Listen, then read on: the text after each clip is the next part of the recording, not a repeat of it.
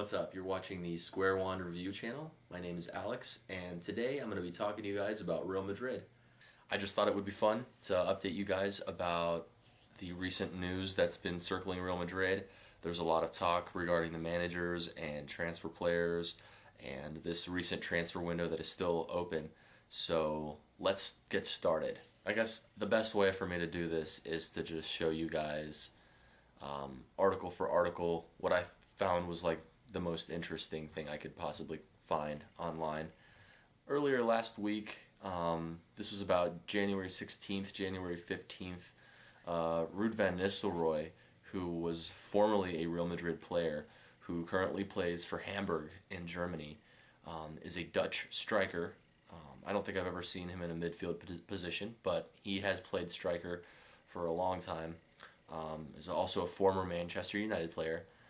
What he wanted to do was retire at Real Madrid. Unfortunately, because of the contractual agreement that he has with Hamburg, he cannot be purchased or transfer freely to any club until the end of the season. And the club has to put him up for sale during this transfer window in order for that to happen. But he wants to come in during this transfer window and not only finish out the season, but he wants to retire at Real Madrid. To make things even crazier, in order for that to actually be possible, he has to go through what is called a buyout clause, which was, I think it was invented sometime in the early thousands, in the early decade, 2002, 2003, where a player wanted to leave their club in such a similar situation, and the only way possible was if they used their own money to buy out the rest of the contract and not have to be bought by Real Madrid, because Real Madrid technically cannot buy Van Nistelrooy. So he'll be going to Real Madrid free of charge. In addition, he wants to play for free. So Ruud Van Nistelrooy wants to be transferred over to Real Madrid for free, to play for free. He'll actually pay out of his own pocket to play for Real Madrid, so long as his dream of retiring for Real Madrid comes true. Regardless, it pretty much seems like Ruud Van Nistelrooy will be transferring to Real Madrid either this transfer window or at the end of the season. Keep an eye out for Ruud Van Nistelrooy, because the Ruud Van Nistelrooy return will be big news. Last week, Real Madrid played against Almeria, the Spanish side, in a regular Spanish league game.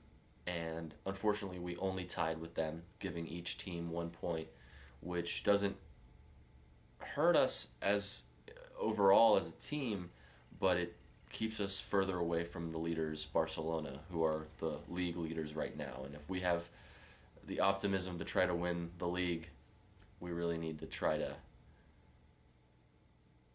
win every single match. So this tie with Almeria has caused us to now have to win every single match from the rest of the league in order to even have a possibility of winning the league. One of the big issues that has been debated recently at Real Madrid has been the search for a striker.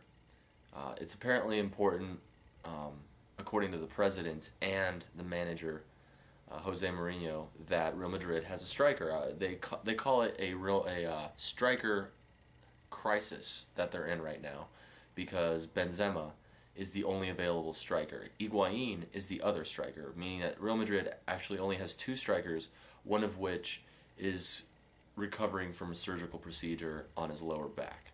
So we only have one striker, and even according to other players on Real Madrid themselves, think that Benzema needs to put in a lot more effort and be a lot more consistent on the field. So he's not even the best striker that we could have, and he's the only striker we've got.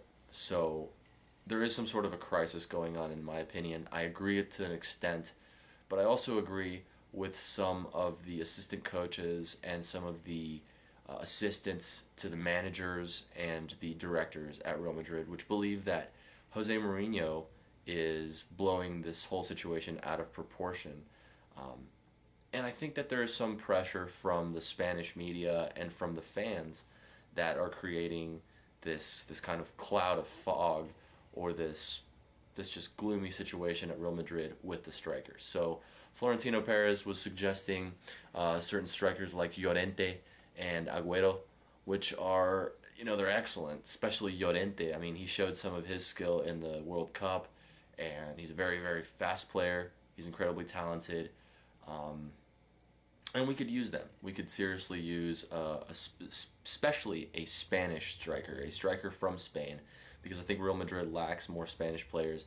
It also lacks players that bring the fanhood together and create some sort of chemistry amongst the Spanish players that are already there.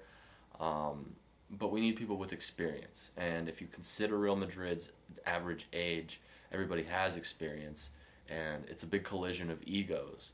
So it would be really difficult to just throw anybody in there. So I could see where Jose Mourinho is hesitant, but he needs to stop complaining, because it's just making a situation spiral out of control when it's all these egos that are working together at Real Madrid. And one bit of good news for us is that we beat Athletico Madrid 1-0 in our most recent Copa del Rey match, which took us to the semifinals, which is great news for us. We actually beat them 4-1 in aggregate, which means that it was a really, really fairly easy game for us because we were already 3-1. So all we needed was one goal, and that pretty much was a shutdown for them. This means that in the semifinal we'll be playing against Sevilla, which should be an interesting match, and Barcelona plays Almeria, which is just kind of crazy. So based upon the Copa del Rey and how well Almeria has done, you've got to give it up to them. We had a game against them where we tied. They're now playing against Barcelona in the semifinal of the Copa del Rey. So you got to give it up to them for the efforts that they put in this season. But I think that overall, the bigger picture here is that if we beat Sevilla and Barcelona beats Almeria, we'll be playing against Barcelona again. And this goes down, I believe, sometime in April. If I'm not mistaken, the final is April 20th of this year, putting us at 2 weeks between playing Barcelona twice. And if for some weird reason we happen to play in the Champions League and get to the final, we could play Barcelona 4 times by the end of the year. So we got to look out for that.